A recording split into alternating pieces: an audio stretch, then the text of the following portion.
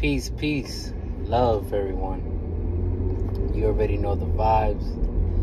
Like the video, share the video, or put in some positive comment.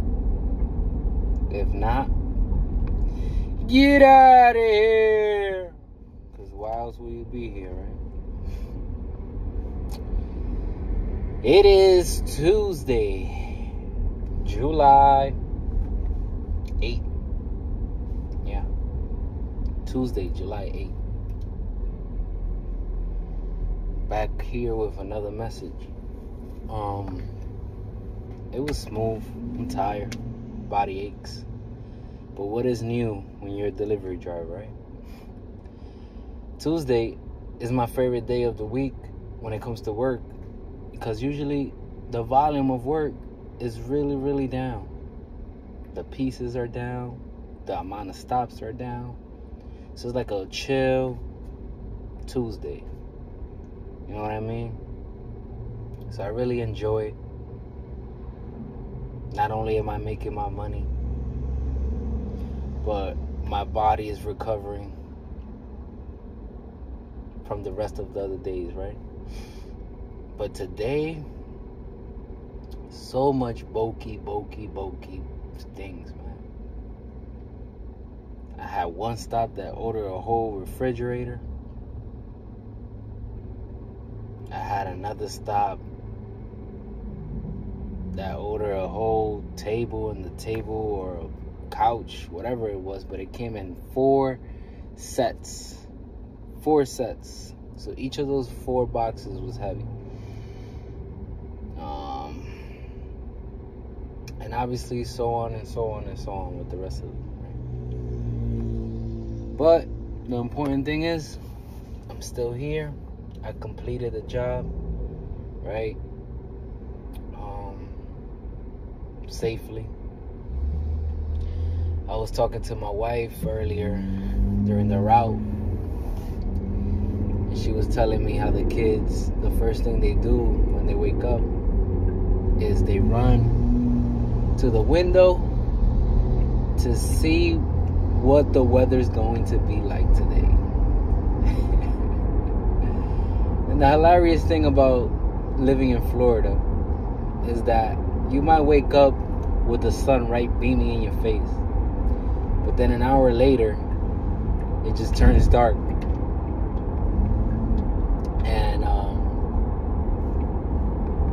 And then it starts to pour. And then out of nowhere, it's just sunny again. And guess what? That's why they call it the sunshine state, right? But I love it. There's always pros and cons to life, so but the main thing that I caught on was them waking up and rushing to the window to see what the weather's gonna be for the day, because they're gonna know that if it's sunny and it doesn't look like it's going to rain, once dad gets home from work, he's gonna take us out to go practice baseball. And the reason why I say practice baseball and not just go out to go out and enjoy the sun and enjoy the nature and just be outside is because there's times where I have gotten home and I change up their plans. Mind you, I didn't even create the plan. The plan is created in the moment. So it's not like they can say to me like, "Damn, you promised me that yada yada yada." No, there wasn't no promise. There was, let's wait and see. So whatever, I get home and they're hyped. They give me a hug. But I know they're hyped because it's sunny outside, and they see my face, and seeing my face equals we're going outside to practice baseball. So I threw them a little curveball, no pun intended, right? And I'm like, all right, we're gonna go outside, but we're gonna run, and we're gonna run 3 miles, which is a 5K. their faces drop. Boom. Because, in reality, they don't want to hear that. They don't want to hear about running only. I guess they get tired so fast. It's exhausting. It becomes frustrating, right? But they're kids, right? And when they're your kids, you love them no matter what. But in that conversation, after I was done having that conversation with my wife, I thought to myself, and I was like, wow, as a dad, or as a parent overall, you really make sacrifices, because here it is. You're tired.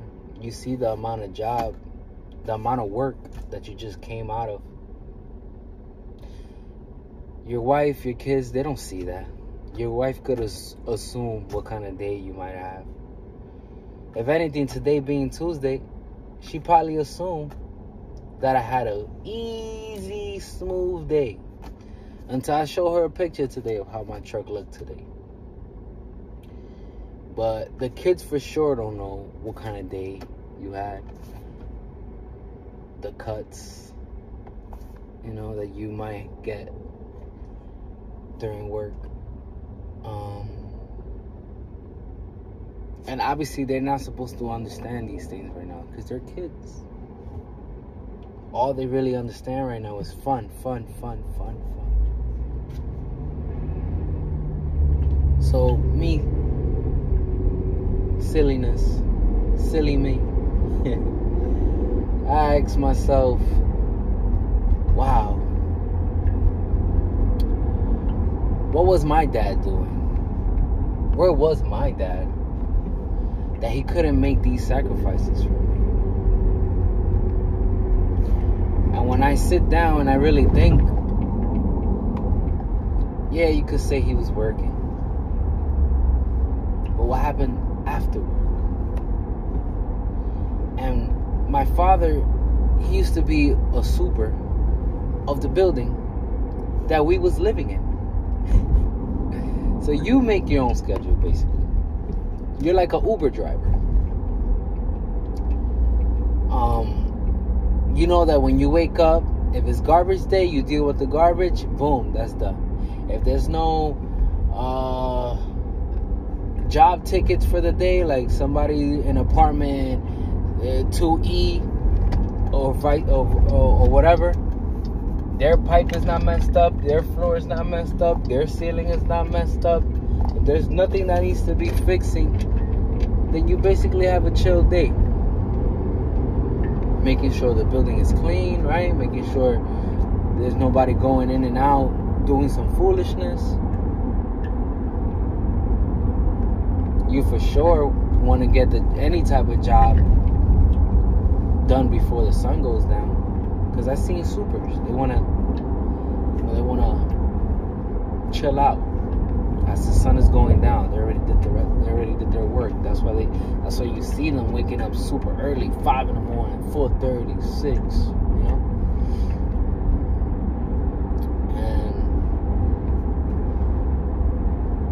And if it wasn't work, I saw him being with his friends, drinking Heineken, playing dominoes,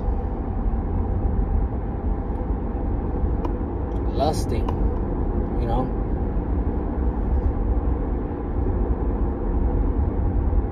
always telling me, I wish when you get older you become a boxer. They get money, you become a boxer. Now I don't know if it was the money or he just wanted my head to get bashed. But as a dad, I don't really think it's smart to try to tell your kid to go box, knowing what's gonna happen long term. You're not gonna have a brain, right? Your brain is not gonna function the way it's supposed to. But I guess let's keep it. It was because of the money. But my dad wasn't in the picture my whole childhood. Basically, from the moment I was born to like 8 years old for sure. After that he wasn't there. So then a stepfather comes into the picture. Now he at the time, he was working at a college, Hunter College to be exact. So he sees students, but now they're a little older, old enough where fuck around you can go catch a drink with them because they're in college. The majority of college students, they go in at 18. Some of them that are lucky, 17, if they're smart. But the majority is 20 going on 21, so on and so on. So he would come home. Mind you, he worked in the computer lab. I kid you not. The commute to work would take more out of me than what that man would do for work in his job. I remember as a kid, I told him, yo, you didn't even do anything. He took me to work one day. You didn't even do anything. He's walking around, going to one room to another room, socializing with this person, with that person, Then we'll have lunch break.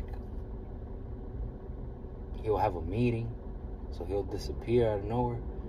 But he wasn't really doing much.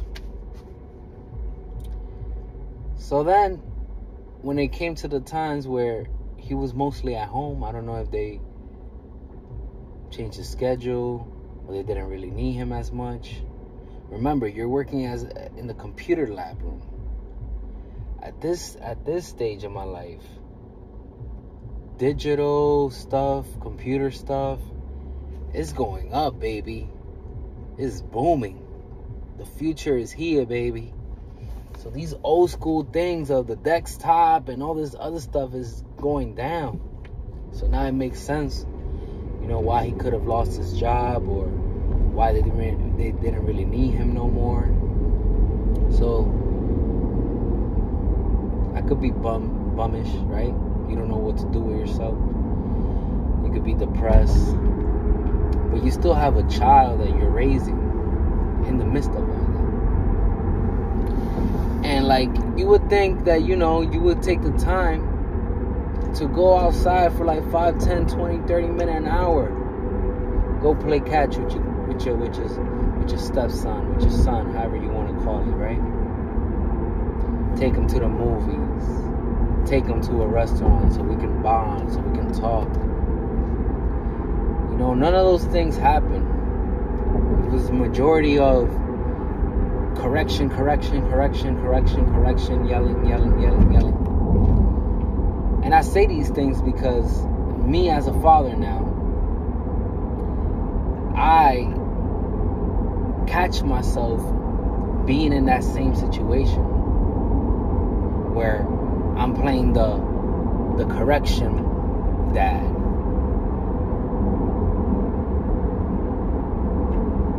My kids is just gonna know me as, oh, he would correct me for this, he would correct me for that, he would correct me for this, he would punish me for that, I would be in punishment for this, I would be in punishment for that. I got this taken away because of this, and I got that taken away because of this.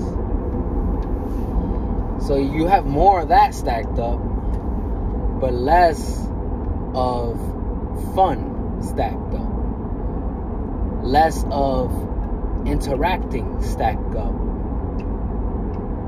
less of bonding stacked up. So I had to change.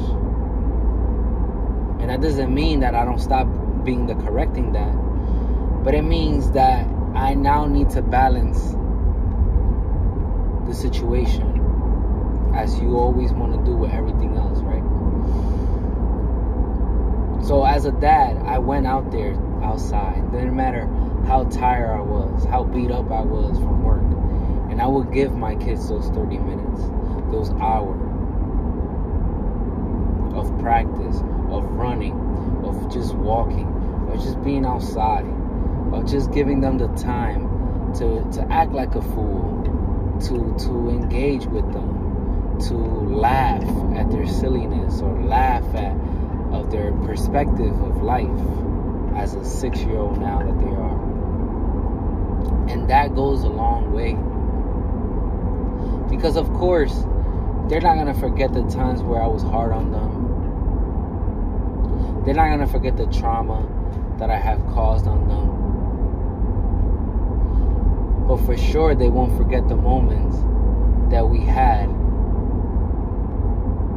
as father and son.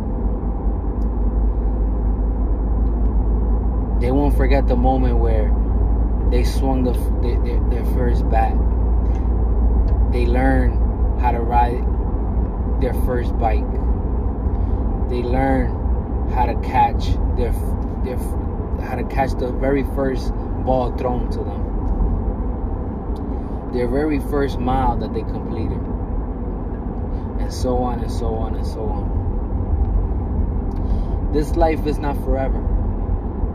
This life is only temporary. So always ask yourself, how do you want to be remembered? Not by everybody, because you can't please everybody. But most importantly, by those that have your heart and care for you. Especially by those that you helped create and brought into this earth. Because again, we give these behaviors, these extra trauma to our child, forgetting that they never asked to be born in this world. But instead, our choices, mating with our partner, brought them. They were created and was brought into this earth. And the way that we see this earth and the way we walk in this earth, the way we talk, our perspective, right?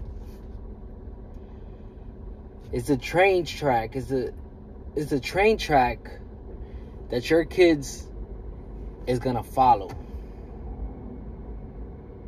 Nobody's born with fear. Fear is induced in your brain by whatever it might be. Oh, there's a monster there in that dark room. There's no monster in that dark room. That room is dark because the light is not on. Oh, something bad is gonna happen. It's part of life. Things are gonna happen. Good and bad.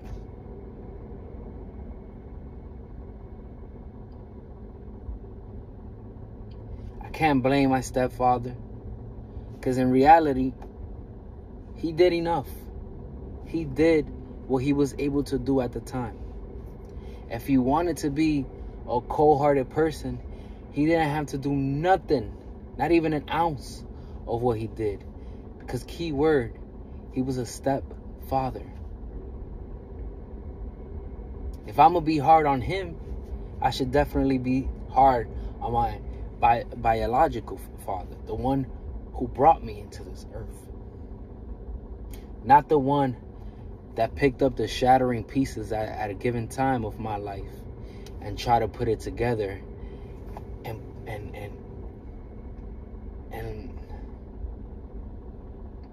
pick it up and pretend that what he was picking up was perfect, was brand new out the box. And that's not easy for anybody. The older I get, the more I understand. The older I get, the easier it is to forgive. And that's just part of life. So get it? Got it? Good. Until next time.